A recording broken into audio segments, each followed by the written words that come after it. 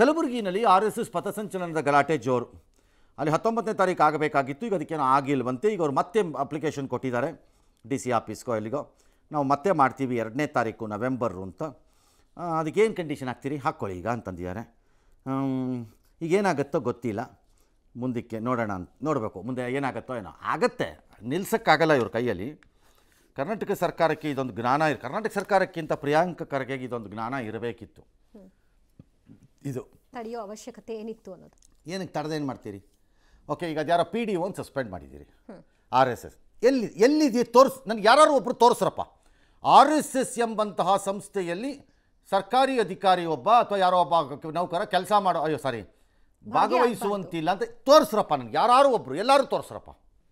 ಅದು RSS BJP ಅಂಗಸಂಸ್ಥೆ ಯಾವನ್ರಿ ಹೇಳಿದ್ರು? ಅವ್ರು ಹೇಳ್ಬಿಟ್ರೆ ನೀವು ಬೃಹಸ್ಪತಿನಾ? ಹೆಂಗೆ ಡಿಸೈಡ್ ಮಾಡಿ? ನೀವು ಬೃಹಸ್ಪತಿನಾ? You are not chief justice of India. ಹಂಗಾರೆ ರೋಟ್ರಿ ಸಂಸ್ಥೆಗೆ ಯಾಕೆ ಸೇರ್ಕೋತಾರೆ ಸರ್ಕಾರಿ ಅಧಿಕಾರಿಗಳು? ಲಯನ್ಸ್ ಸಂಸ್ಥೆಗೆ ಹೆಂಗೆ ಸೇರ್ಕೋತೀರಿ ಸರ್ಕಾರಿ ಅಧಿಕಾರಿಗಳು? ಜಮಾತ್ ರಿಲೇಟೆಡ್ ಯಾವುದೋ ಮುಸ್ಲಿಂ ಯಾವ್ದಾರು ಆರ್ಗನೈಸೇಷನ್ ಅದರೊಳಗೆ ಹೆಂಗೆ ಸೇರ್ಕೋತಾರೆ ಹಂಗಾರೆ ಸರ್ಕಾರಿ ಅಧಿಕಾರಿಗಳು? ಇದೊಂದರಲ್ಲಿ ಯಾಕಾಗುತ್ತೆ? ಜಾತಿ ರಿಲೇಟೆಡ್ ಸಂಘಟನೆಗಳಿಗೆ ಸೇರ್ಬೋದು. ಇಟ್ಸ್ ನಾಟ್ ಎ ಪೊಲಿಟಿಕಲ್ ಇದು ಅಫಿಲಿಯೇಷನ್. 1000 ರೋಟ್ರಿ ಲಯನ್ಸ್ದು ಹೆಡ್ ಕ್ವಾರ್ಟರ್ಸ್ ಇರೋದಿಲ್ಲ. ಎಲ್ಲ ರೋಟ್ರಿ ಇದೆಲ್ಲ ಅಮೇರಿಕಾದಲ್ಲಿರೋದು. ಅಮೇರಿಕಾ ಹೆಡ್ ಕ್ವಾರ್ಟರ್ಸ್ ಇರೋ ಸಂಸ್ಥೆದು ಇಂಡಿಯಾನಲ್ಲಿ ಹೆಂಗೆ ಸೇರ್ಕೋತೀರಿ? ಇವ್ರ ದೇಶಿ ಸಂಸ್ಥೆ, ಅವರ ವಿದೇಶಿ ಸಂಸ್ಥೆ ಏನಣ್ವಾ? ಅವ್ರ ವಿರುದ್ಧನೂ ಆಕ್ಷನ್ ಆಗಲ್ಲ. It's not possible unless you can prove which you have not proved. You have miserably failed. ಇದು ಟೆಸ್ಟ್ ಆಗೋಗಿದೆ ಕೋರ್ಟಲ್ಲಿ. ಟೆಸ್ಟ್ ಆಗಿ ಫೇಲ್ ಆಗಿದ್ದೀರಿ ಬೇರೆ ಬೇರೆ ಸರ್ಕಾರಗಳು. ನೀವು ಇನ್ನೊಂದು ಸರಿ ಮಕ್ಕಳು ಕೊಡಿಸ್ಕೋತೀರಿ ಈಗ ಅಷ್ಟೇ. ಪ್ರಿಯಾಂಕ್ ಖರ್ಗೆ ತನ್ನ ಪರ್ಸನಲ್ ಆ್ಯಂಗರನ್ನು, ವೈಯಕ್ತಿಕ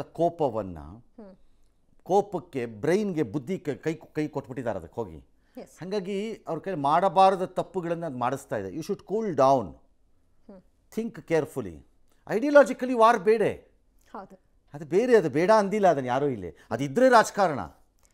ಭೀಮ್ ಆರ್ಮಿ ಅವ್ರು ಕೇಳ್ತಾರೆ ಅಲ್ಲೇ ಮಾಡಬೇಕು ಅನ್ನೋ ಹಠ ಏನು?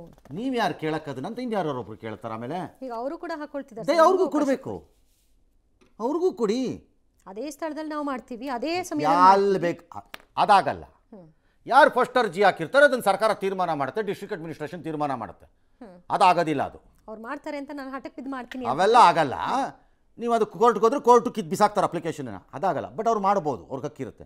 ಮಾಡಿ. ಯಾರು ಬೇಡ ಅಂದಿರೋರು ಕೊಡಿ, ಅವ್ರಿಗೂ ಅನುಮತಿನಾ ಕೊಟ್ರೆ ಎಲ್ರಿಗೂ ತಪ್ಪೇನಿದೆ, ಕೊಡಿ ಅನುಮತಿನ. ಯಾರು ಬೇಡ ಅಂದಿರೋರು. ಇದು ಕೆಲವು ಸರಿ ಸರ್ಕಾರವೇ ಹೇಗೆ ಕಾನೂನು ಸುವ್ಯವಸ್ಥೆಯನ್ನು ಕೆಡಿಸತ್ತೆ, ಕೆಲವು ಸರಿ ಸಮಾಜ ಹೆಂಗೆ ಕೆಡಿಸ್ಕೊಳತ್ತೆ ಅನ್ನೋದಕ್ಕೆ ಸಾಕ್ಷಿ. ಭೀಮ್ ಆರ್ಮಿ ಮಾಡಬೇಕು ಮಾಡ್ಬೋದು ಅವರು, ತಪ್ಪೇನಿಲ್ಲ ಅದು. ಬಟ್ ಅದೇ 10 ಗಂಟೆ 10 ನಿಮಿಷಕ್ಕೆ ನಾನು ಅದೇ ರೋಡಲ್ಲಿ ಪಕ್ಕಕ್ಕೆ ಹಂಗಾಗಲ್ಲ. ಅದನ್ನು ಸರ್ಕಾರ ಒಪ್ಪಬಾರ್ದು. ಯಾರದ್ದೇ ಆಗಲಿ, ಇವ್ರದ್ದಾದ್ರೂ ಅಷ್ಟೇ, ಅವ್ರದ್ದಾದ್ರೂ ಅಷ್ಟೇ. ಎಸ್, ಜೀನಿ ಸ್ಲಿಮ್ ರೆಫರ್ ಮಾಡ್ಬೇಕಾದ್ರೆ ಕಾರಣ ಏನಂದ್ರೆ ವೇಟ್ ಲಾಸ್ ಸಲುವಾಗಿ ನನ್ ಬಾಳ ಜನ ಕೇಳಿದ್ರು. ಫಸ್ಟ್ ನಾನ್ ತಗೊಂಡು ನನಗೆ ರಿಸಲ್ಟ್ ಬಂದ್ಮೇಲೆ ಆಮೇಲೆ ನಾನು ಜೀನಿ ಸ್ಲಿಮ್ ಇನ್ನೊಬ್ಬರಿಗೆ ಪ್ರಿಪೇರ್ ಮಾಡಿದ್. ಸುಸ್ತಾಗೋದು ಕಡಿಮೆ ಆಯ್ತು, ವೀಕ್ನೆಸ್ ಅದು ಏನೂ ಇಲ್ಲ, ಪೂರಾ ಹೆಲ್ದಿ ಅದೇನೆ. ವೇಟ್ ಜಾಸ್ತಿ ಇರೋರಲ್ಲಿ ಏನೇ ಡೌಟ್ ಇಲ್ಲದೆ 100% ಬಳಸಬಹುದು. ಪ್ರತಿದಿನ ನಮ್ಮ ಜೀನಿ ಸ್ಲಿಮ್ ನ ಯೂಸ್ ಮಾಡಿ ಯಾವುದೇ ಸೈಡ್ ಎಫೆಕ್ಟ್ ಇಲ್ದಂಗೆ ನೀವು ಸಣ್ಣ ಆಗ್ತೀರಾ.